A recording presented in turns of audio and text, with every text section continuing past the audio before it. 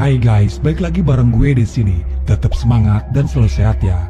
Oke guys, di video kali ini gue akan menceritakan sebuah cerita film horor dari Indonesia. Film ini berjudul Pengabdi Setan tahun 1982, di mana sebelum kalian lahir ke dunia, film Pengabdi Setan ternyata sudah ada guys. Jadi sebenarnya film Pengabdi Setan yang sekarang sedang tayang di bioskop itu terinspirasi atau bisa dikatakan adalah remake dari film Pengabdi Setan terdahulu yang sekarang akan gue ceritakan buat kalian. Perbedaannya memang jauh guys dari segi jalan cerita dengan Pengabdi Setan yang sekarang, tapi pada intinya sama-sama mengabdi kepada sesosok yang namanya setan. Oke guys, kita langsung saja ke cerita filmnya.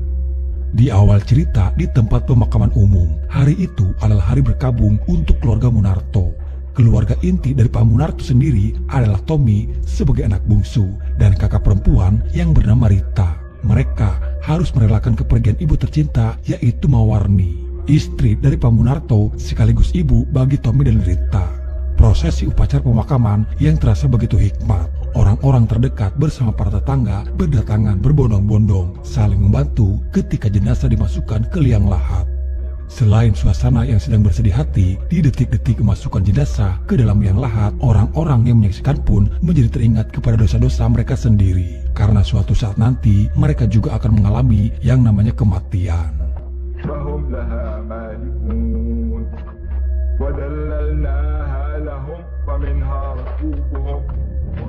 Setelah prosesi pemakaman selesai di malam hari, entah kenapa di dalam rumah kini suasananya tidak seperti biasanya.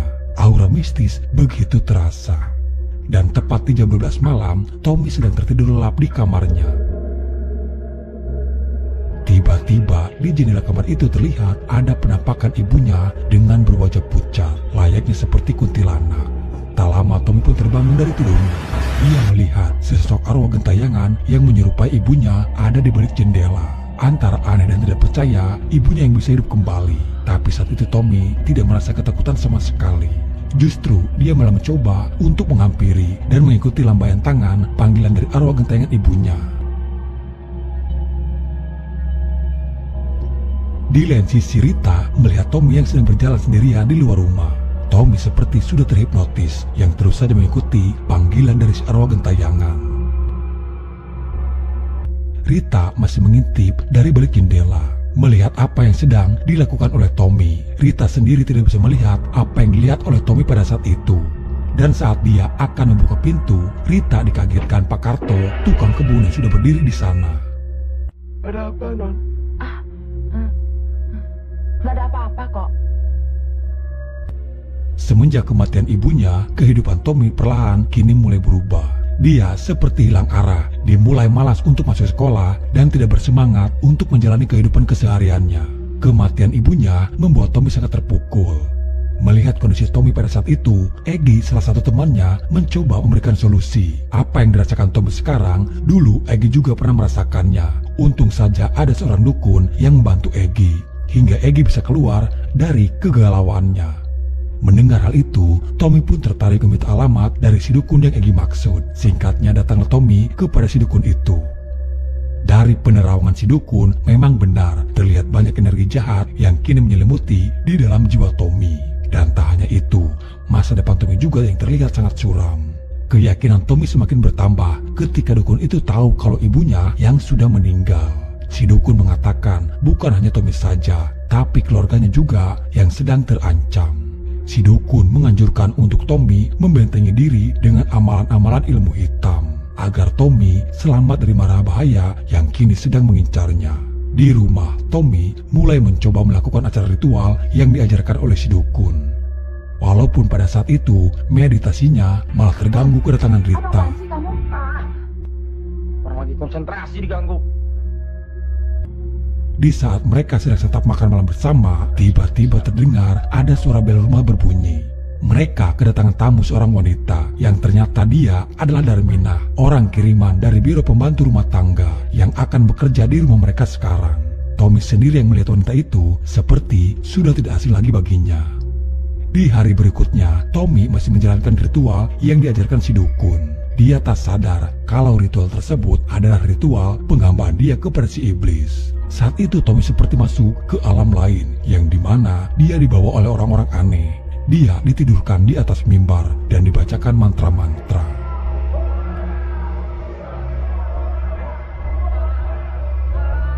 Tapi untung saja ayahnya dan Mang Karto mendengar teriakan Tommy di kamar. Tommy seolah-olah sedang berada di dalam mimpi. Di keesokan hari, Herman, kekasih Rita, datang. Tak sengaja saat dia yang akan menemui Rita, Herman sempat berpapasan dengan Bidarmina. Saat itu Herman merasa ada yang aneh dengan Bidarmina. Herman merasa curiga kalau Bidarmina bukanlah orang sembarangan, karena dari aura wajah Bidarmina tidak seperti kebanyakan orang pada umumnya. Tapi Rita menepis semua anggapan Herman. Rita sama sekali tidak curiga kepada Bidarmina. Dia membahas dan mengatakan kepada Herman soal kejadian aneh yang terjadi di rumahnya sekarang. Herman yang mendengar hal itu, lagi-lagi dia malah memberikan solusi kepada Rita untuk mendatangkan seorang dukun. Konon katanya dukun itu sangat sakti. Herman berjanji akan membantu dan akan membawa si dukun. Di lain sisi, Mang Karto yang sedang bersih-bersih di kamarnya Bidarmina. Betapa terkagetnya dia melihat ada sesajen di dalam kamar Bidarmina. Bidarmina yang melihat Pak Karto mengetahui apa yang sedang dia lakukan, menyuruh Mang Karto untuk pergi dari kamarnya. Siang itu, Tommy berada di sebuah toko buku. Dia sedang mencari buku, mencari tahu arti mimpi yang dialaminya semalam. Namun tiba-tiba datang seseorang tak dikenal menghampiri dan memberikan Tommy buku panduan tentang tata cara melakukan sholat. Orang tersebut seperti tahu apa yang sedang dialami oleh Tommy. Bahkan dia juga memberikan pesan untuk Tommy lebih mendekatkan diri kepada Tuhan, karena hanya dia yang bisa memberikan pertolongan atas apa yang terjadi kepada Tommy saat ini. Tommy yang pada saat itu sedang berada di kondisi lemah. Segala cara pun dia lakukan agar bisa membuat hidupnya kembali normal dan tidak selalu dirundung kesedihan. Tommy pun mengikuti nasihat dari orang yang ditemui tadi siang, mencoba mendekatkan diri kepada Tuhan dengan cara melakukan sembahyang. Sebenarnya Tommy sudah berada di jalan yang benar, namun tak mudah bagi dia untuk melakukan ibadah sholat di tengah rumahnya yang kini sudah menjadi sarang para setan. Tiba-tiba kaca jendela itu pecah dengan sendirinya, dan tak lama kemudian Tommy diperlihatkan kembali sesosok arwah ibunya dan berbicara kepada Tommy untuk tidak melakukan ibadah sholat.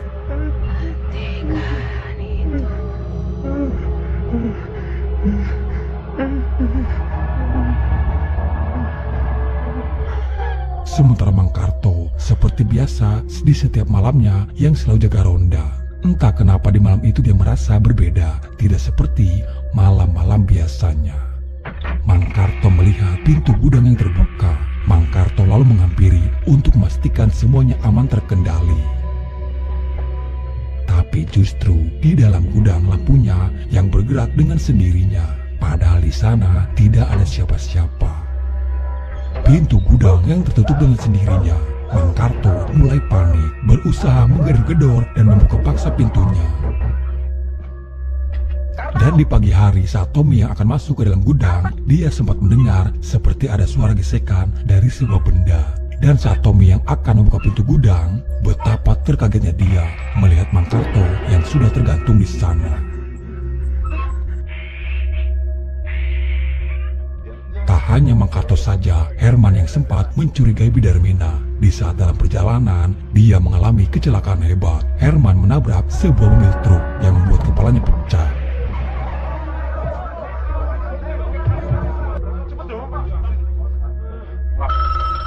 Dalam satu hari, keluarga Munarto harus kehilangan orang-orang terdekatnya. Dan kini keanehan itu semakin nampak terjadi di rumah mereka. Di malam hari tiba-tiba terdengar seperti ada seseorang yang sedang memainkan piano. Rita yang mendengar suara piano mencoba keluar dari kamar, melihat siapa yang sedang memainkannya. Namun terlihat mulut itu adalah arwah gentayangan Herman. Walaupun terlihat lucu, tapi cukup menyeramkan guys. Rita heboh sendiri mencoba menggedor-gedor pintu dan memanggil Tommy dan ayahnya. Tapi tidak ada satu orang pun yang mendengar teriakan Rita. Sampai-sampai dia harus menggedor pintu kamar Bidarmina. Tapi untung saja pintu kamar Bidarmina terbuka. Dan untuk di malam itu, Rita masih bisa terselamatkan. Rita jatuh sakit dan sudah tak tahan dengan keadaan rumahnya sekarang. Rita meminta kepada ayahnya untuk memanggilkan orang yang bisa mengusir hantu. Rita yakin kalau ada yang tidak beres dengan rumah mereka. Walaupun sebenarnya ayahnya tidak percaya dengan hal seperti itu, tapi demi untuk permintaan Rita, ayahnya pun lalu mencoba memanggil seorang dukun. Singkatnya, sang dukun pun mulai melakukan ritual pengusiran hantu. Tujuh nafsu angkara, hindarkan rumah ini dari cengkeraman Batara Kala. Bukannya membaik, justru mau mereka kini malah berguncang hebat. Si dukun tak bisa melawan kekuatan setan yang ada di rumah Pak Munarto. Malah kini si dukun juga menjadi korban yang tewas selanjutnya. Anehnya, gangguan itu selesai ketika Bidarmina keluar dari kamarnya. Selang beberapa saat, di malam itu juga Bidarmina diam-diam keluar dari rumah. Tommy yang curiga kepada Bidarmina mencoba mencari tahu dan mengikutinya dari belakang. Ternyata Bidarmina menuju ke arah kuburan ibunya. Dan terlihat juga mayat Mang Karto dan Herman yang kini hidup kembali. Dan mereka berdua menjadi pengikut Bidarmina. Bidarmina lalu melakukan sebuah ritual di kuburan ibunya Tommy. Darmina yang akan menghidupkan kembali jasad Mawarni. Bangkit kau jasad Mawarni. Bangkit. Tak lama kemudian keluarlah jasad Mawarni itu. Darmina ingin menjadikan jasad Mawarni sebagai sekutu bagi dirinya. Jasad Mawarni yang terlihat terbang. Namun mereka dikagetkan teriakan dari Tommy yang membuat jasadnya itu malah terjatuh kembali, guys. Setannya yang kaget karena teriakan dari Tommy membuat jasad Mang Karto kini malah yang memburu Tommy. Seperti biasanya, di saat lagi genting, selalu ada saja permasalahan. Motornya yang tiba-tiba susah dihidupkan.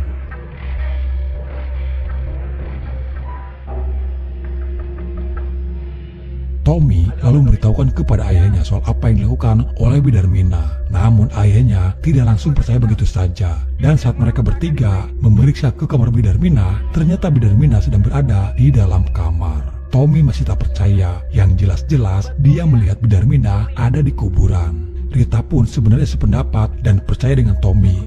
Dan untuk memastikan apa yang dilihat oleh Tommy semalam, Tommy mengajak Rita untuk menggali kuburan ibu mereka.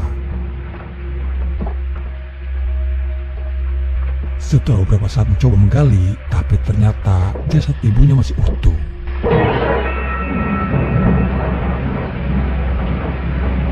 Mereka berdua dibuat kebingungan dengan apa yang mereka lihat sendiri. Di saat tengah malam, di mana ayah dan Rita sedang tertidur lelap, justru di sini Tom mendengar ada seseorang yang memanggil namanya. Suara sesak napas yang tak asing lagi bagi Tommy.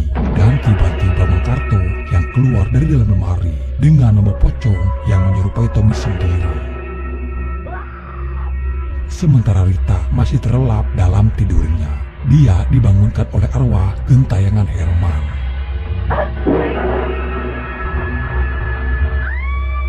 Rita mencoba berontak dan malah mengajak setan itu bermain bantal. Setan itu yang terkena pukulan bantal hampir saja terjatuh. Tommy masih berjibaku melawan setan Mang Karto. Dengan gagah berani, Tommy mencoba melawan Mang Karto dengan gunting kuku. Saat dia mencoba menikah Mang Karto, ternyata darah Mang Karto kini berwarna coklat, guys. Tak hanya Tommy dan Rita saja, ayahnya pun kini didatangi arwah gentayangan Mawarni. Pak Munarto mencoba melawan dengan melempar apa saja yang ada di dekatnya.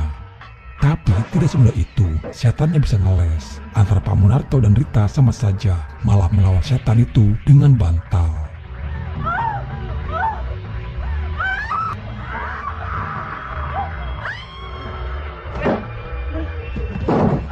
Dan ketiga jasad mereka yang kini ada dalam kendali Darmina. Dia memerintahkan mereka untuk menghancurkan keluarga Munarto. Habiskan mereka.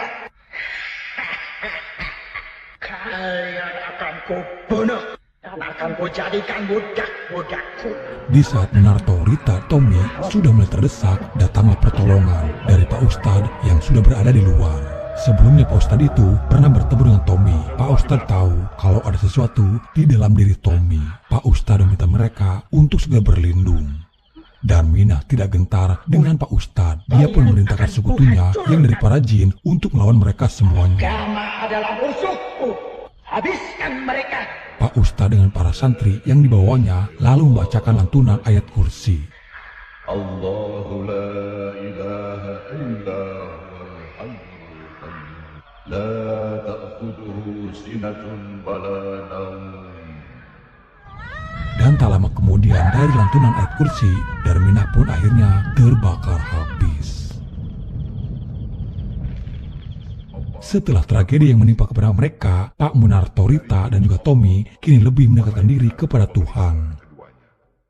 Dan saat mereka akan pergi, terdengar ada suara klakson mobil. Terlihat ada 2 orang di dalam mobil, tetapi orang itu tidak memperlihatkan wajahnya ke arah mereka. Dan disinilah cikal bakal film Pengabdi Setan yang terus berlanjut sampai dengan sekarang. Walaupun di film ini setannya terlihat masih tradisional, tapi bisa dimaklumin lah guys, teknologi pada waktu itu tidak secanggih zaman sekarang. Cuma pesan moral dalam film ini sangat jelas ya, jangan pernah percaya kepada yang namanya dukun. Dukun di sini bukan dukun pijat atau dukun bayi ya, tapi dukun yang so tahu dan ngaku-ngaku mengetahui hal gaib. Oke guys, mungkin sampai di sini dulu ya ceritanya. Semoga saja kalian suka dan terhibur. Sampai jumpa di video selanjutnya. Salam dari saya dan bye-bye.